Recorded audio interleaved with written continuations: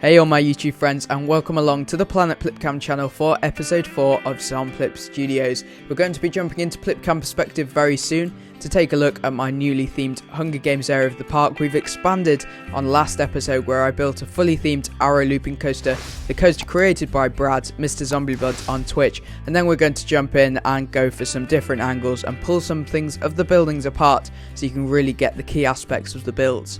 I really hope you like the look of what I've got in store for you in this episode with these cinematics. There's so many things to show you. We've got a fully fledged brewery, loads of points of sales for that in this area of the park. We've got obviously loads of references to the Hunger Games, even more so than we had in the last episode of Zomplip, where we were a bit tighter to the kind of realism of a coaster. But in this one we can really go have loads of freedom and have loads of references to the Hunger Games. We've got kiddie drop towers, we've got whack-a-moles, loads of custom stuff in this video, and I do hope that you enjoy it. If you do, make sure to leave it a like and subscribe to the Planet Plipcam channel if you're not already.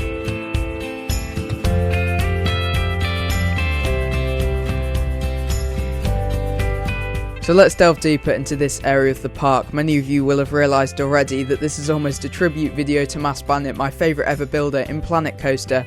So we're going to be going right into Plipcam mode to take a closer look right after this cut. Who's Mass Bandit? Well, my favourite creator, and you should definitely know of him if you don't already, go check him out on YouTube, but he's really inspired me for this area of the park. The architectural styles that he used in Jubilee Gardens when he joined and created some stuff for Ruble Trillions and Commando Santa. I was really impressed by his kind of industrial area to his park, so I've kind of replicated some of the buildings that he's made, and of course I don't want to take credit for what is not completely mine. I've replicated some of the buildings, so I felt that I had to kind of tribute him in this video. So now we're in Plipcam mode, we can take a look at all of the different areas to this area of Zomplip Studios. You've just seen M&J Meat Company. I wanted to reference them somewhere in the park, so there's their reference, and I really like that building, and I'll show you a bit later on how I've done that with loads of the brick trims which have worked perfectly just there. In the meantime, I'll show you this bridge, which is really important to integrate the monorail over the top, and just below that you can see this point of sale for the District 13 Hop House Brewery. Thank you very much to Tommy P for creating that name. Really playing on words for a British beer that we have over here. I think it's British. I don't drink beer, and as you can really tell that because I've tried to reference some more people in this park by giving them their own ale or beer names, or IPA. So if you'd like to be on that board, I'd really like to tribute to lots of my subscribers. So if you're subscribed to the channel and leave a comment down below with your name in a quirky way linked to a beer, or something like that, I'd really like to get you onto that board. I'll try to get as many as I can, hopefully, if you mention down below. And then you can see that we've got this area, which I'll just pull up on my phone, the actual name of the thing in the middle. It's called the cornucopia in the middle, so I really wanted to build that out of art shapes. You'll see it a bit later in a bit more detail, but it was really important to get the monorail going all the way around the outside. It's from the Hunger Games movie 2, where they have all the legends of the game running across to get their weapons in the middle. We could certainly use that area later in the series for maybe a firework display. As you can really look out there, there's points of interest placed all along that pathway. And you've got the Hunger Games District 13, well, the station for the monorail, which is really exciting. We'll go and have a look in that a little bit later. And you got all of the people who are hoping not to be the tributes from their district looking on. Its high piece count is maybe not the most realistic, but this is a game at the end of the day, and I'm really happy with how that looks. So we got the brewery just here. This is a complete rip from Mass Bandit. An amazing builder, and I just had to build this brewery. I hadn't seen many other breweries in the game, and I really wanted it in this area just so it was a bit more industrial. And we'll take a look, as I keep saying, a little bit more in detail as we pull things apart from the aerial view. We've got this big banner sign and the speakers below it on the supports. I really wanted these to be booming out. Sadly, I really did get a big clash of music in the park between different speakers. I thought I could get different areas with different songs that linked to the Hunger Games, but it really didn't work. And then you can see people queuing up to prick their finger just there, another reference to the film to get registered in the book that they're turning up to this kind of tribute day. So you've got all the names in the hats there in the bowls, the executives of the Hunger Games of this area, whatever you've got there. A brilliant look out onto the Capricorn, whatever it is, not a Capricorn, but you've got the entrance there to the monorail station. Not the biggest queue, but once we have more areas in the park, it certainly won't be as busy as it is right now. We've got the District Planco sign on the wall just there, and that's really nicely trimming off that wall so it's not just concrete. We've got some advertising for Caesar Flickerman's Bar and Grill just as you leave the station. Something that you see on London Underground and everything, advertising things outside, which you're going to be just going onto straight away. Certainly at Disneyland they do that quite a lot. And then you've raised up so you get a brilliant view of the District 13 Hop House and all of the different animatronics that are staring you in the face. And certainly when it comes to the lighting that you'll see a little bit later, I wanted it to be really in your face. The custom logo there for the Hop House Brewery, I didn't want to complicate it too much, so it's pretty simple, just a 13 on a white background with a wagon wheel to make the trim, and I think that's worked really well. Just moving along now to Katniss Everdeen's Kindergarten Training Academy. This was on a live stream. If you'd like to see how I made these in a bit more detail, I'll leave that link in the description or up here somewhere around that way for the link for that video. So thank you if you go and watch that, so you can see how I made these kiddie drop towers, and I've added the sign for the height parameters of how tall you have to be.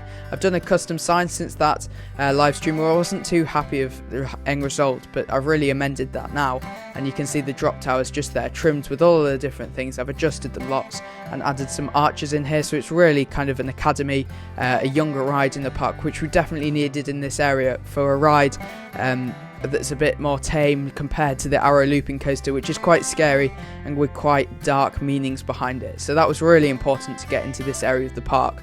And then moving along to the right hand side, we've got the whack-a-mole structure just here. I built this midway game on another live stream. That again will be up in a card on the right hand side. Thank you if you go check that out. But yeah, that was a really fun build on the live stream that I did. Make sure to subscribe to the Planet Plipcam channel and turn the notification bell on so you don't miss these live streams. It's so much fun in the chat, and I really do appreciate you giving up your evenings to enjoy Planet Coaster with me on the console. So that's that area of the park, and you can see now we're going to go into nighttime to take a look at the lighting.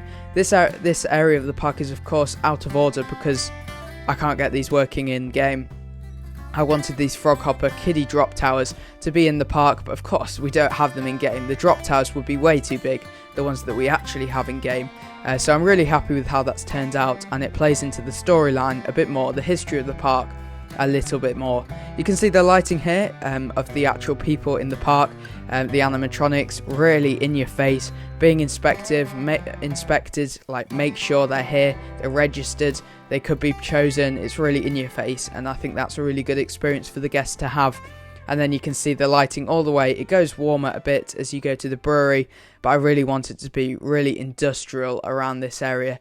My favourite part of lighting is of course this water area where you've got all of the different neon lights and everything around there. Let's get some more upbeat music on, and let's take a whistle stop tour of all of the different areas of the park. You can see in a bit more detail some of the pieces that I've used, so let's get going.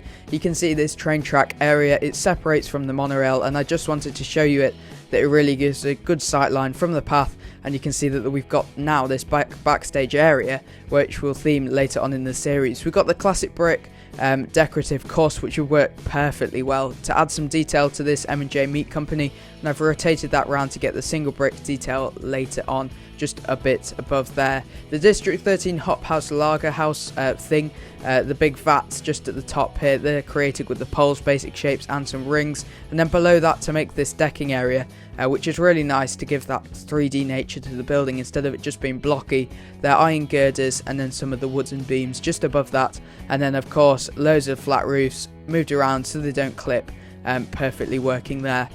All thanks to Mass Bandit, I must credit him, and I'm really happy with how it's turned out. I've also created some custom supports for the monorail. It was going over path and deleting there, so I've done some of that there. We've got these planters just for the trees instead of mulch, which we don't have TMTK on the console, so we've got burial mounds. Turn them around, that's worked really nicely. We've got the scenery group, as I say, go and check out the live stream in the description or in that little card you've just seen if you want it in a bit more detail, but these are wooden brackets just so you can get the gist how to make these seats. We've got the screen mounts and then the little poles to make the kind of suspension, kind of hydraulic kind of thing. I wasn't too sure how these are powered, they're mainly wired powered on here, but then we've got the basic shapes to create the restraints and the icing pieces. In terms of the sign, which you're not going to see just here, these are icing pieces for that build. We've also got those wire kind of cable trunks just there, and then moving on to the Hall of Justice station, we've got loads of different Ghostbusters pieces which will work really nicely. Good textures on those. The backstage area, we do have to create a toilet and shop building just here. We want to do on-ride photos for the arrow looping coaster. That will come later on in the series.